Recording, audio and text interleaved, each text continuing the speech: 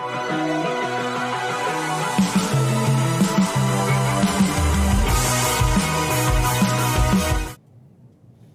again, everybody, and welcome to the Saints Insider Podcast. Today's Wednesday, October the 2nd. I'm Zach Ewing with Rod Walker, Matthew Paras, and Jeff Duncan. Lots to talk about in Saints Land today. Talk about how the Saints are now 2-2, whether they deserve that or not.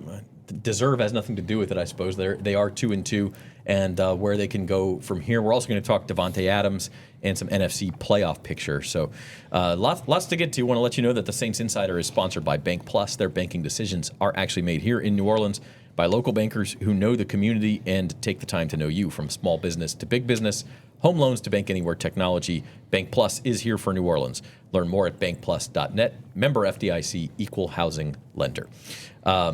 Guys, 2-2. This feels a lot different. Matt, you wrote this story. They were 2-2 last year, same way. Won the first two, lost the next two. But this feels an awful lot different than it did after the Tampa Bay game last year, where New Orleans got blown out. Yeah, I mean, at least Derek Carr isn't hurt this time around. I actually think, I wasn't here last year at this time, but I actually think it's kind of similar in that players are really frustrated that they feel like they can win these games, and they just haven't been able to go over the top like that. Like, we talked to Chris Olave and Alvin Kamara after the game. They just emphasized, it doesn't matter what we did the first 2 weeks. You just got to win the close ones that matter. That's how the winning teams do it. And the Saints aren't a winning team right now. They're back to 500, a spot where they've been a lot under Dennis Allen. And so now it's just a matter of, can they stop doing this back and forth ping pong and actually string together some victories? Yeah, I think the team they play this week is the prime example, right? I mean, every game has been close for the Chiefs, and they seem to know how to pull those games out, and that's part of in this league. I mean, I think they had a stat in the NFL the other day about how many games have been 6 points or less, and it's remarkable. That's how the league is. So you're always going to be in these close games, and I think having the confidence and executing in those clutch moments is the difference between making the playoffs and not. Yeah, go ahead. Yeah, I think when you look at this team being 2-2, if we had sat here in July and said this team would be 2-2 after the first week, I think people would have been okay with it before the season started. But those first two games, I mean, you saw the potential of this team, and just the way they've lost these last two games is what makes it difficult to swallow, I think, is just because you saw they had the potential to win, and they just couldn't get it done. So had the lead inside of 2 minutes in both games. With their defense, their stronger unit on the field, and couldn't finish the job. But their plus 57 point differential is the best ever for a team that doesn't have a winning record through 4 games. So frustrating. I felt differently after the Atlanta game than the Philly game. I felt like they could have stolen the Philly game. That Philly outplayed them. Felt like the exact opposite happened in Atlanta. Stole the game from the Saints. They stole that one from the Saints. I feel like the Saints outplayed them. A couple fluky kind of plays, if you want to call it flukes. But when just the general who was dominating the game, I felt like the Saints were the better team on that day for sure. All right, we got to take a break. We're going to take our first break, word from our sponsors, and we'll talk more about this. Davante Adams, all that good stuff coming up right after this. Fellas, it's clear why Caesars brought us together. This is the ultimate quarterback roundtable. I think I know why we're here. What? Quarterback, high school, Oklahoma? I thought that was a musical. Garth, I think you're here because when people use Caesars Sportsbook, they earn with Caesars rewards. Things like celebrity chef dining, Vegas vacations, even tickets to your show. This app is over the top. There's the idea. Bet with Caesars Sportsbook. Earn Caesars rewards and see your favorite quarterback, Garth Brooks, in concert. Hey, you can't throw like that. Ooh, I see at least 3 of them in there. 3 what? Possums, big rats, I don't know. Clarify big. You're gonna have to gut it. How much is that gonna cost? Maybe I should just move. Maybe. Is that your van? Hi, strawberry mango. Mm-hmm. Here you go. Thank you. I'll take another one. Okay, so guys, the question, Rod, is this team just unlucky? Or is this starting to become like this is who they are, they can't win close games? As Jeff put in his column, they were 8-14 under Dennis Allen in one-possession games. So is this just who they are, or can we expect the luck to turn? Yeah, I think in a 4 and 6 in like games decided about 3 points or less. I think in the Allen era. I think this is probably who they are. I mean, we've been talking about this for like this year 3, talking about this. So I think at some point you just have to realize that this probably is who this team is. They just can't. If they're better than a team, they usually take care of business and blow them out, I guess. And if they're not, they get blown out. But these games where they're kind of on the same level with the team, they aren't good enough to beat those teams. Yeah, and it's hard, Matt, because like you say, oh, well, they're just not clutch. Like we always talk about clutch in baseball, and it can be in football too. They have come up with some clutch plays. I mean, they did go down and score that touchdown in Atlanta. They did the same thing against Philadelphia after falling behind. They came up with some clutch plays, but they've also had these just enormous mistakes that are going to flip these close games. Yeah, I mean, we've seen now that this defense is prone to give up explosive plays. A week ago, heading into the game, we emphasized that, you can't allow big plays to happen. And on the final drive, Paulson Adebo commits a 30-yard pass interference. And it's not just everything with, Darnell Mooney baited Paulson Adebo into that pass interference call. He told reporters after the game that he put his hands out early, knowing that the ball wasn't even going to be there to have Adebo swipe down, and he fell for it. And so it's just kind of that lack of discipline of not knowing where the ball is in that situation. And it's just a lack of attention to detail, a lack of discipline that I just think this team doesn't really have under Dennis Allen consistently enough. And, I would say I personally like that they stay aggressive. That's kind of their mindset. I think part of what Rashid Shaheed was doing on that fielding that punt is Darren Rizzi has told us before, he wants him always to bring it out.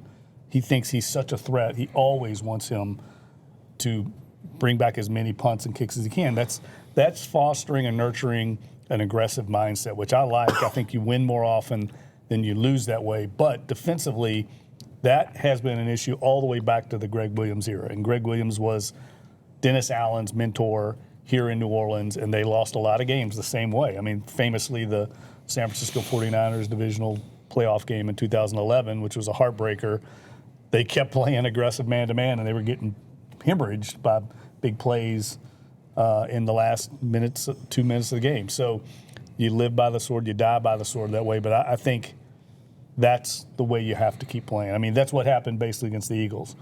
Man-to-man, they get a mesh concept, and the guy goes, 61 yards. And that's how you beat man-to-man with those kind of crossing routes, stuff like that. So people know that. They're going to attack them. But I think a bigger issue, a little bit, to be honest with you, is Paulson Adebo. I personally think he's lacking a little confidence right now, and I think that was part of Atlanta's game plan.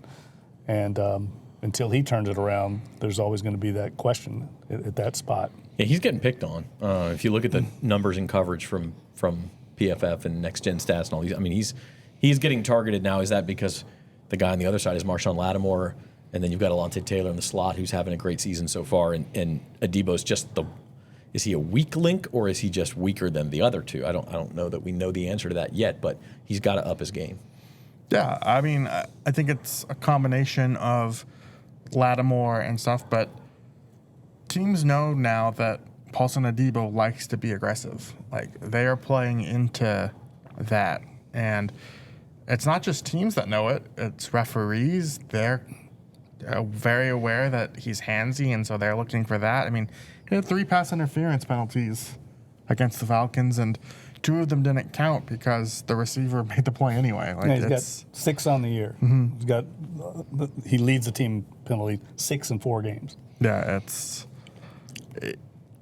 personally, I'm really surprised because I thought last year he was their best corner kind of by a mile, even after Marshawn Lattimore went out, and I thought he was kind of going to be in line for this major payday. And I think it's still early enough to where he could turn things around, but unfortunately for him, they have Cooley McKinstry kind of waiting in the wings, and so if it gets that bad, then maybe Dennis Allen makes a change. But it's just surprising how he's played given his 2023 season.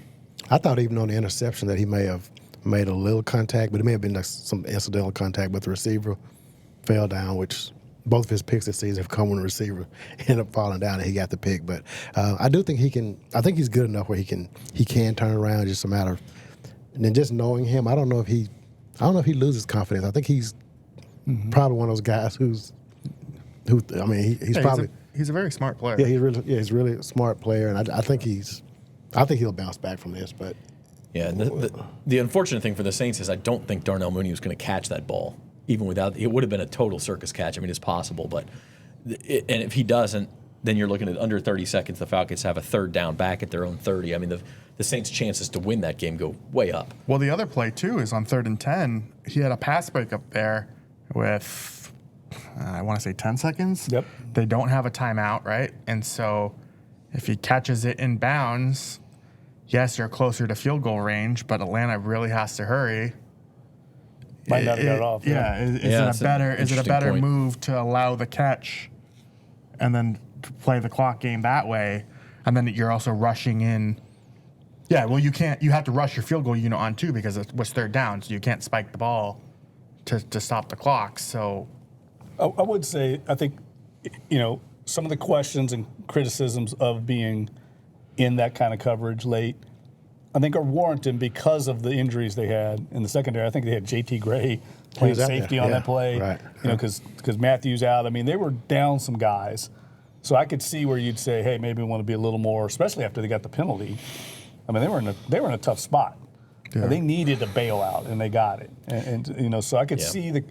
It's not like the Saints never play zone. They play a lot of zone actually, but in that situation, they want to maintain aggressiveness. They were in zone on that. They were on that. Okay, well then. Yeah, well that's what Dennis Allen said. I mean, so it's kind of it's maybe one of those like hybrid coverages, matchup zones. Yeah, matchup zones, which is kind of because they definitely had zone over the top. Yeah, but to allow that to happen in that situation, he's up playing man. I mean, he's up definitely in press coverage. There's no question because he let him get by him. So that's the one thing he couldn't afford to do right there. But that's also how they play. We know that's the way they believe. They want to get physical.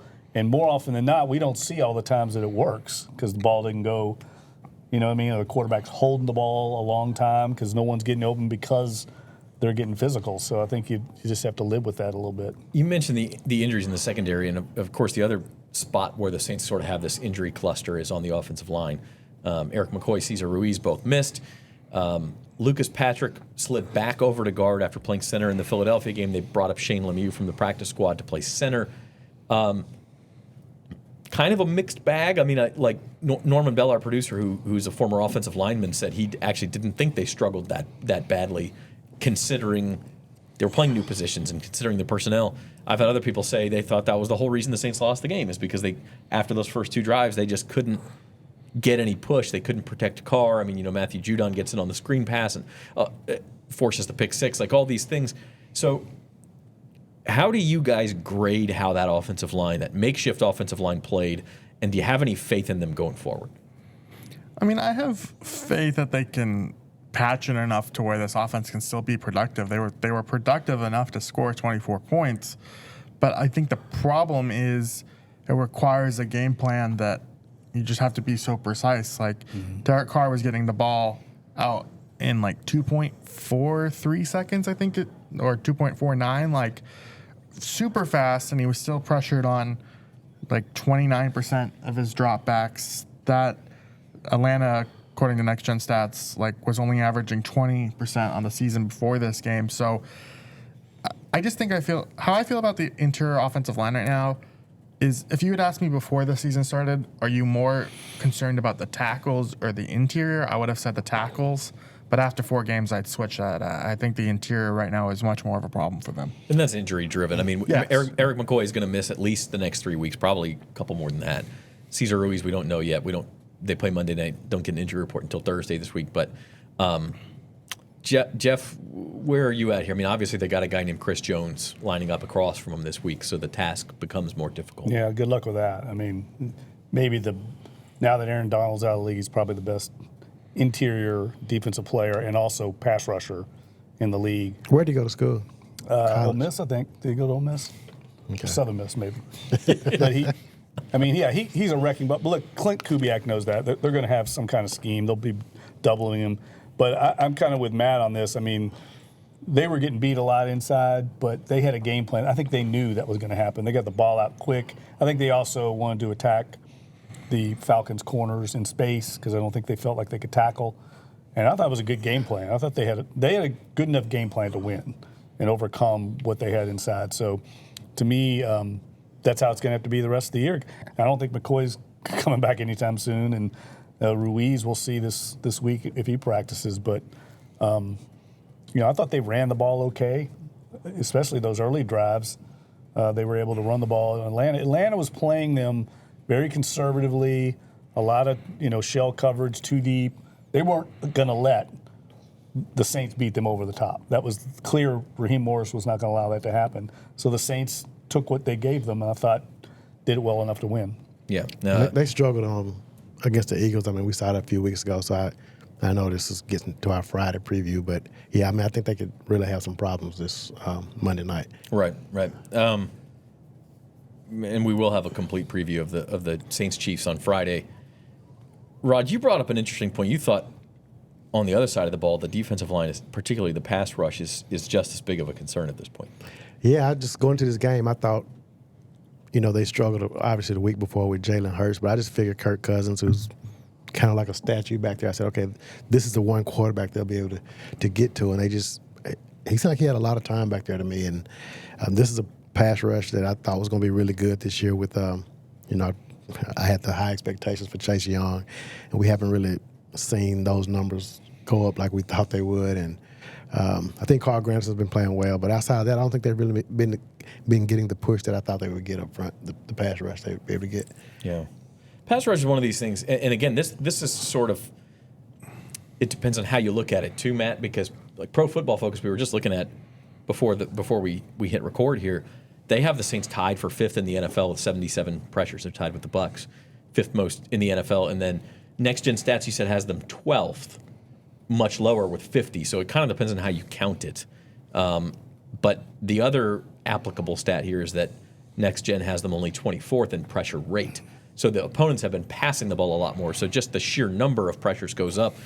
The point Rod's trying to make is that the havoc there just hasn't been there. Yeah, and I think situational stuff has to do a lot with it too. I mean, in the first few games, Carolina and Dallas fell behind so much you could just kind of pin back on 3rd down and rush after them. But I think we've seen when you really needed a crucial stop, could this team generate it with their pass rush? And we haven't seen that. Like, Carl Granderson was going up against a backup right tackle, the guy who was here for a minute. Storm Norton. Yeah, Storm Norton. And they didn't really do anything. Chase Young, this is what I kind of warned about prior to the season in Washington, that he was very good at generating pressures, but not so much bringing down the quarterback consistently. Like, it's not that this line is playing awful. It's just you need them to be better more consistently, because the sack numbers are higher. Like, that is an improvement over last year, but the overall numbers aren't as much of an improvement just because they haven't generated it enough consistently. And I think a lot of those sacks came in those blowouts when they were pinning back their ears. I will say, silver lining, I thought Peyton Turner played really well. Yeah. And maybe he starts to work his way into the rotation a little more. I mean, I think you have to. I mean, he beat Jake Matthews on that play, who's a good tackle, and had the biggest play of the game. It was just unfortunate Nathan Shepard couldn't. You got to follow that. You got to follow the ball. And I was gonna bring that up as like if the Saints recover that fumble, we may be having a different conversation entirely here. Yeah. So sometimes it's bad, and that goes back to the discussion: is it bad luck or is it bad play? And I think maybe the answer is a little bit of both. The Saints need to execute better in these big moments. They also have had some bad luck in both the Eagles game and the Falcons game that could have bounced their way. Maybe they'll get some Monday night. Going to ask you to subscribe to the Saints on NOLA.com YouTube channel. If you subscribe and hit the notification bell, you get alerted whenever we get new videos up. Some locker room videos, some podcasts, some action videos, all that pre-game stuff, all of that on our Saints on NOLA.com YouTube channel. Also, if you're listening on Apple Podcasts or Spotify, leave us a review. Let us know how we're doing. As far as outside help goes for the Saints, We saw the Seahawks sign Jason Peters off of his couch, 42-year-old Jason Peters this week, which kind of goes to show you the state of offensive line help, I think, around the league. Like, there's just the idea of going out and getting help is just not a non-starter. It's a non-starter right now. There's nobody out there. The Seahawks are signing a guy who hasn't played in 2 years. And so maybe you look to other positions, and that'll bring us to today's transactions segment, which is proudly sponsored by Associated Grocers. Join our team and help support the success of local independent retail grocers. Apply today for available positions at Associated Grocers. And the big name and the big news of the week that the Saints have been connected to is that Davante Adams, Adam Schefter reports, we've seen Jordan Schultz report, Ian Rappaport, all kind of the big NFL insiders have said he has requested a trade from the Las Vegas Raiders.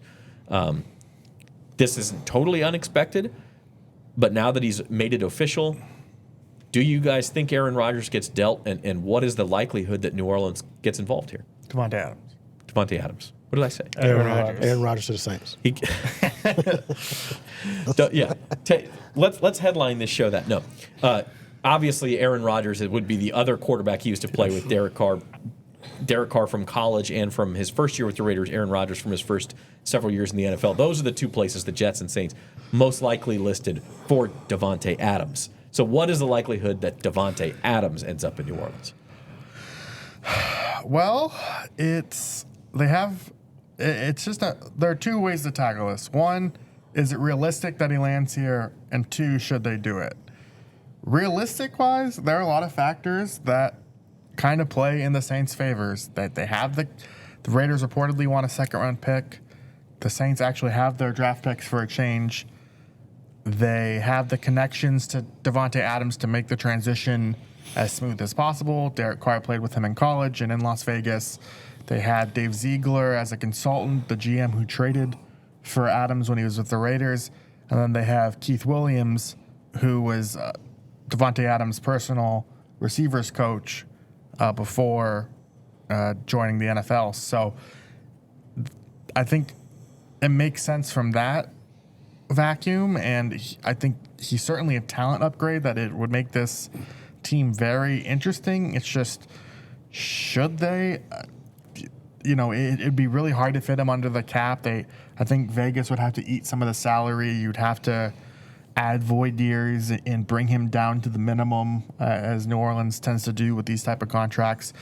They've spent the last few months trying to get out of cap hell and kind of bring this back to a normal situation. I think this type of acquisition would kind of put them back to where they were, but I mean, we've seen Mickey Loomis trying to do stuff like that before. Yeah, I think it comes down to where Mickey Loomis and Dennis Allen feel like how desperate they are, how much, I saw Chase Daniel tweet, they think they're close. That's exactly the kind of move this would be. If you think you're close, it's definitely a short-term move. If you brought him in, you'd be looking at maybe the benefits of it for this year and maybe next. Is that going to work into what Davante Adams and his representation want? It's a complicated situation. Matt mentioned the cap. I don't personally think receiver's something they really desperately need right now. I don't think that's what's preventing the Saints from winning games is their other receiver. And personally, you would know better than me, how often are they even in three receiver formations? Yeah, it's not much. Maybe that changes with him. I haven't looked at the numbers after the Atlanta game, but they were a 60-40 run pass team. Like, normally it's 60-40 the other way where you're passing more. Like, if you have Chris Olave, Davante Adams, and Rashid Shaheed, like, you aren't being a run-first team anymore, and I do think there'd be a little bit of a transition that way. Identity shift. Yeah. That's what I mean. They built this. Kubiak, I think one of the best things he's done is he's married the personnel with how they're playing. And I think a lot of this also decision might go into how well you feel about your backfield, especially with Taysom Hill hurt. Do you expect Kendre Miller to come back and add some juice to the backfield? There's just so many factors here that go into it. But the fact that they have all these connections, that means they have a lot of people in the building that know Davante Adams, that probably can speak to, is he going to fit in? Is he going to come in here and be a diva or not? He's had two teams now that have moved on from him. Does he? Yeah, he moved on from the Raiders more than the Raiders moved on from him. But that does speak to your point. Davante Adams, Rod, he's 31. He'll be 32 on Christmas Eve. He is obviously getting older by NFL standards. He did still have, I think, an 1,100-catch season last year. He hasn't been great so far this year. He didn't play last week. He's got like 200 yards in 3 games, no touchdowns. He's also playing with Gardner Minshew, and last year was Aiden O'Connell and Jimmy Garoppolo in Las Vegas. Like, he's been playing with poor quarterbacks. They don't have very many other weapons to speak of. He's probably catching double teams. Do you think Davante Adams could make a difference here? I think if you're adding a 6-time Pro Bowler, I mean, obviously he helps the team. But I'm like Jeff, I haven't left one of these Saints lost and said, man, if they only had another receiver, like that didn't even cross my mind. I just don't think that's the issue with this team. But I mean, those connections are pretty tight, especially, I kind of tweeted this earlier, but Keith Williams, who's the Saints receivers coach, I mean, when I interviewed him back this summer for another story, Davante Adams' name came up, and he said it's like a son to him. So they're really close, and that helps. So, I mean, if Davante is looking for that, maybe this is the move for him. But, I mean, there's some other teams out there, like the Chiefs, that need a receiver. If you're a receiver and you're like, I think I want to win a Super Bowl, I mean, Kansas City is probably your first option, right? Yeah. Would they trade him in the division? Oh, that's true. I think I'll put it this way, and man, I know you have a point too, but Luke Johnson's not on the podcast today. I think he was more in favor of this move, the Saints doing this move, than former y'all Packers fan. Yeah, Stunning. Davante Adams, okay, does he help you immediately as much as, again, like a star left tackle would? No, he doesn't. But can he help draw more attention of defenses? Yeah, you'd have to scheme a few things up. And the other factor is here, we've talked about this, if Rashid Shaheed or Chris Olave, who had a hamstring problem and played through it last week, if they were to go down for a couple of weeks, you have no depth behind them. Nobody. You're starting Cedric Wilson at that point. And, Davante Adams over Cedric Wilson is a massive upgrade. So I think there's different layers of this. I will say, the first question, you said there's 2 questions, Jeff. I think the first one has to be answered first. Do the Saints want him? If the Saints decide they want him and he's worth a second-round pick, I think they're right there in the conversation to get him. I think it's, you mentioned the Chiefs as a division team. I think it's probably New Orleans or the Jets. Yeah, the Jets have the cap space to absorb him outright. And so and talk about another regime under pressure, feeling like they need to make a move. Like, those guys could risk getting fired if the season doesn't go their way, and so we've seen teams operate under that fashion before. I think Davante Adams would be a really interesting football fit you consider how effective he is in the slot, how good he is in the slot. You could keep Chris Olave and Rashid Shaheed on the outside, speed threats there. You could use Adams more there, and he's played in this type of offense before. You think about his final few seasons in Green Bay with Matt LaFleur. They were very under center team, play action. Like, I think he fits with what they would want to do. It's just a matter of shifting your identity enough to where, you're not running the ball 60% of the game. Like, I do think that they'd have to get away from that, but I also don't know if that would be the worst thing in the world. Like, if you're going to have 3 receivers, can your line hold up? And that's going to be the major question if this move happens. And I think with all these connections and maybe the comfortability he would have here, he may be willing to restructure. I don't know how that would work under the cap, but to make it work here on a short-term basis and then move on. That's the only way I see it would happen. I mean, we already know they've got massive cap numbers next year, and I know everybody always says they always make it work. Well, they do, and then there's a cost to that, and we see it all the time with where their depth is along the offensive line right now. They couldn't really add to that in the offseason. So I just think there is a cost to the way they do business. Yeah, it's an opportunity. I mean, if you sign Davante Adams now, does that mean, and I'm not saying this is definitely the case, but does that mean you can't re-sign Chris Olave in a couple of years? Does that mean you can't re-sign Chase Young next year? I mean, there's somewhere down the line you're going to have to pass on somebody else, right? Well, I think it would be a 1 or 2 year deal. I mean, look, Adams is what, 31?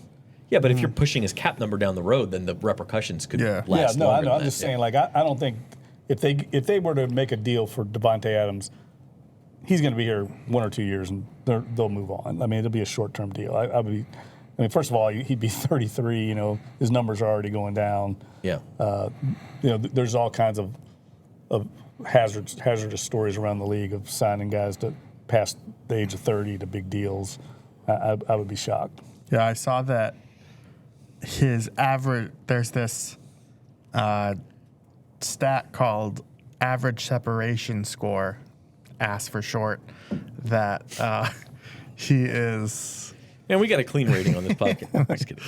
He is, I think, last among qualified receivers. Wow. In terms of separation score. I probably should have looked that up a little bit more before I said that. But in any event, there are some aging concerns with him. He's currently actually hurt. He has a hamstring injury. But he's a good player. Yeah, it'd be a risk. I mean, is he hurt? Is he motivated?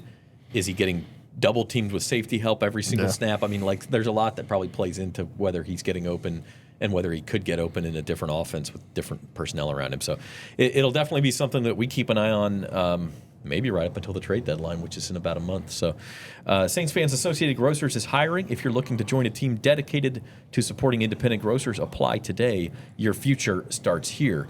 We're going to take our last break of the show. We'll be back with you. We're going to talk some injuries, maybe which Saints player we'd most like to see back Monday night, and then we'll also take a glance at the NFC playoff picture when we come back.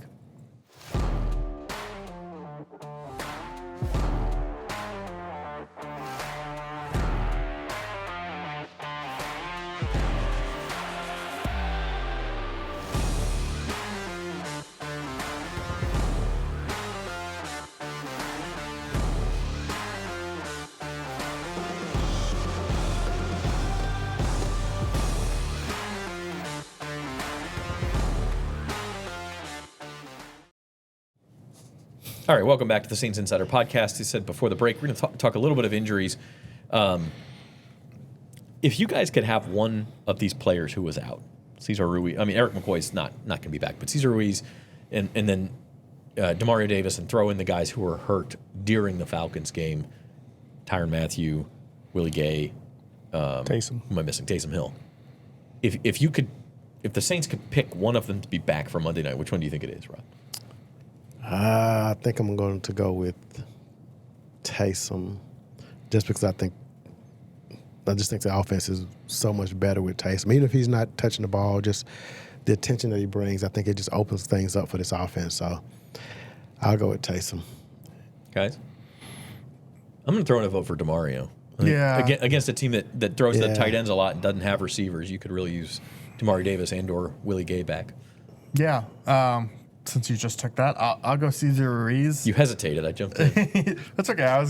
I'll do Cesar Ruiz. I mean, Landon Young, I thought, tried at right guard, but you need some consistency there, and without Cesar and without Eric McCoy, you didn't have a starter from a year ago, unless you count Trevor Penning, but he was playing left tackle. So just think getting him back in the fold.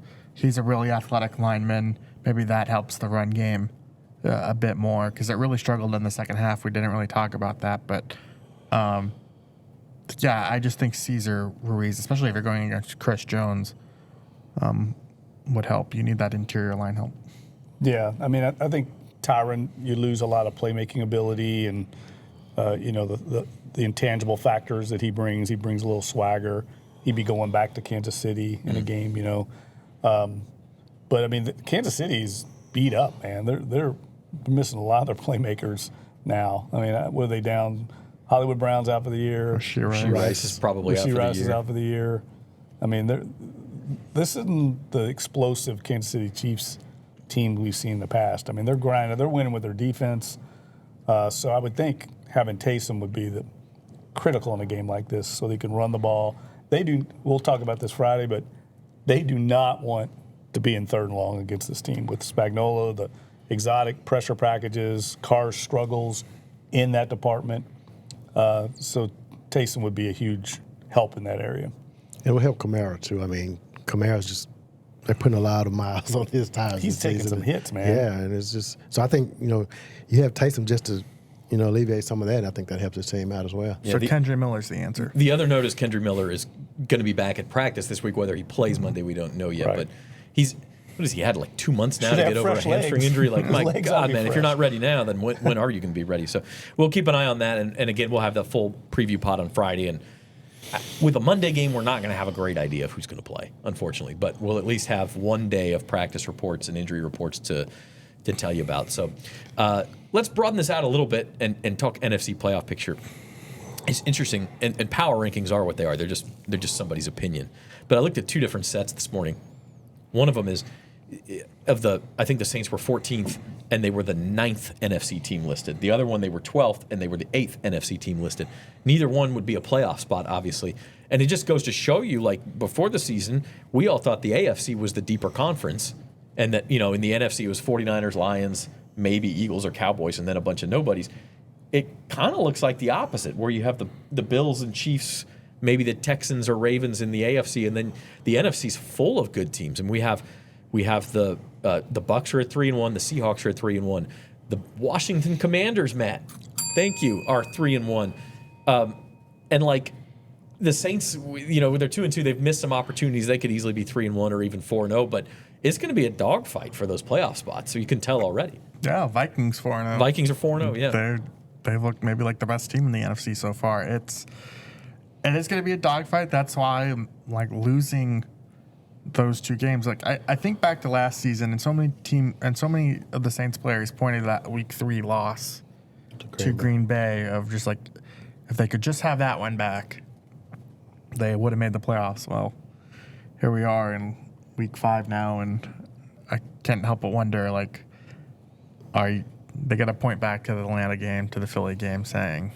"Man, I wish we would have had that one back." Like, it's because those are teams that'll be in the mix too. I mean, and obviously, Rod, their first preference would be to win this division. And you lose to Atlanta's not good, but you still have 4 division games in front of you. You still have both games against Tampa left. But if they get into the wild card, like you're going, as Dennis Allen said, into the briar patch in that wild card race. Yeah, I mean, letting that game Sunday get away is probably going to hurt them. I mean, obviously they can beat the Falcons when they come here and maybe even things out. But the Bucs are a team that we all had kind of written off for like the second or third year in a row. Like, okay, they're going to fall off, and they haven't. And so, I mean, they're to me, they're like the biggest surprise, because I just didn't think they were going to be very good this year. So, this division's a little tougher than I thought it was going to be, because I thought it was Atlanta and then the Saints. I thought it was going to be a little drop-off, and haven't seen the drop-off other than Carolina, of course. You know what's crazy, too, is obviously there's only 7 playoff spots, Dunk. So there's some teams that are either playing real well right now, or we thought before the year were going to be really good, who aren't even going to sniff the playoffs. Because right now, I mean, who do you look at in the NFC as that team there's no way they contend? I got, the Panthers, the Giants, and maybe the Cardinals. Outside of that, is there another team? Maybe the Bears? I don't, but they're 2-2. The Rams are beat up, but we think they'll get better. I would say the Cowboys are down there right now, too. I mean, there's going to be some teams we thought were Super Bowl contenders who aren't even going to be in the playoffs. Yeah, I think a lot comes down to how well you manage injuries. Dennis Allen talked about that a couple weeks ago. The league is constantly about management, whether you're managing success like the Saints were the first 2 weeks, or failure like they're doing now with back-to-back kind of heartbreaking losses, and managing your roster. I mean, you just look around the league. I know we all tend to kind of focus on the Saints, but every team in the league is dealing with this stuff. I mean, there's some teams that are way worse than the Saints in terms of injuries, and they're still managing to cobble together wins. So I think that's going to be a huge factor here. I don't think this is a very deep team, so I think that's a concern. But I would say the Vikings are, in my opinion, by far the biggest surprise. I mean, Sam Darnold is playing like an MVP candidate. I think what's becoming clear to me is that's the best coach team in the league right now. I mean, I think O'Connell is – every quarterback that plays under him plays extremely well. And then Brian Flores, what he's doing on defense is lights out. I mean, they're the most aggressive, productive defense in the league. So both sides of the ball really producing at a high level there. And I don't think that's going to end. I think Mike McDonald's done a really good job in Seattle. Geno Smith's playing extremely well. We've seen him play that way before. So I don't think they're going to go away either. So it's going to be fascinating. I think the next 2 weeks in the NFC South, we're going to learn a lot because Thursday night we've got Atlanta and Tampa Bay, and then Tampa Bay comes here the following week. And they're going to have a little bit of a break, so they might get healthy. They will have 4 extra days rest from the Saints play the last game of the weekend. Right. The Bucks play the first. So let's dig into that just briefly before we go. Bucks and Falcons Thursday night football. Obviously, huge importance to the Saints. Who do the Saints want to win that game? That's a good question. I would think you'd want Atlanta to win, playing at home. But I guess if Tampa were to win, it might push Atlanta down the. I was not impressed with Atlanta. You know, I thought the Saints were clearly the better team, and Atlanta got lucky. Yeah, Bucks have 5 players already ruled out for that game, by the way. So they're shorthanded. Do you guys agree with that? That you want Atlanta to win and bring everybody kind of back to 2 losses? Yeah, I would say so. I mean, you don't want Tampa to gain another game. They're 3-1, so right, 3-1. Yeah, they'd be 4-1. Yeah, and so if you don't beat they'd all Kansas be City, you're then 2 games 3-2. behind. Yeah, And you get another shot at Atlanta. So, yeah, I would say Atlanta now. It's tough because the back half of their schedule does appear to be easier, but not as easy as we originally thought. Because they got the 3rd place schedule, and we looked at it and said, oh, they play Minnesota and Seattle. Those are winnable games. I don't know about that. But the same thing said about the Saints getting like the Commanders, Washington, yeah. I don't know. Like I guess they're playing that division, but like you just never know, man. The league, the way the Commanders are playing, I mean, there's no question Jaden Daniels is for real. So I mean, he is lighting up the league. He's completing like 80% of his passes. I heard. We'll end on this fun exercise. 4 weeks into the season, we're not even a quarter of the way through. Jeff, you spoke highly of the Vikings. Are they your pick to win the NFC North now, or do you think it's Detroit? No, yeah, Detroit's going to win the Super Bowl. Okay, so Detroit wins the North. Off my Super Bowl pick. Okay, Matt, who wins the NFC East? You see how I set this up? I'd still lean Philly. All right, I'm gonna take the easy route and say San Francisco wins the NFC West. Rod, who wins the NFC South? This is my advantage of being the host. This is the hardest division to win, to be honest with you. I think I'm going to go with. I mean, I picked Atlanta before the season started.